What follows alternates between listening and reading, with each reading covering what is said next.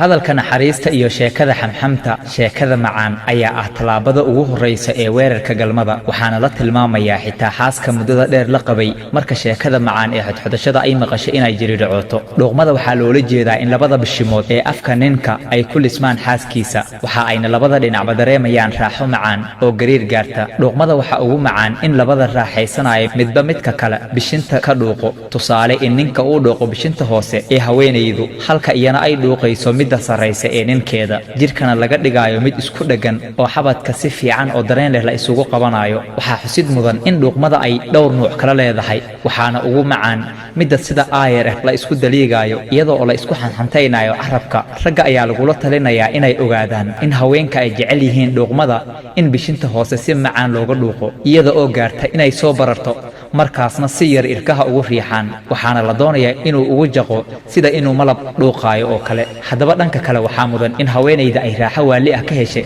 marka laga dhuuqo ibta naaska ee kore calaamadda madow ee loo yaqaano mantiqada ayaa ah goobta ugu raaxada badan ee haweenka ay ka helaan raaxada xilliga galmada haweenka kacsi waali ah ayay ka qaadaan iyo istiin macaan marka si toos ah looga dhuuqo ibta naaska iyadoo si khafiif ah uu ugu qaniinayo tusaale adiga oo ilkaha dhex gelinayo si khafiif ah kuna kor jiidaayo naaskeeda taasi waxa ay haweenayda ka dhigtaa mid ay u dhiibto dhammaan dareemaheeda ninkeeda dhuuqmada ibta naaska ah ayaa haweenayda waxa ay ka qaadaa ilmo waali ah iyadoona jirkeeda uu soo tuuro dheecaan shumiska calaacasha gacanta iyo xagasha lugta oo haweenka istiin ay ka helaan calaacasha oo laga shumiyo iyo xagasha hoose ee lugta haweenka raaxo macaan ayay ka helaan waxaa kale oo jira haween in laga shumiyo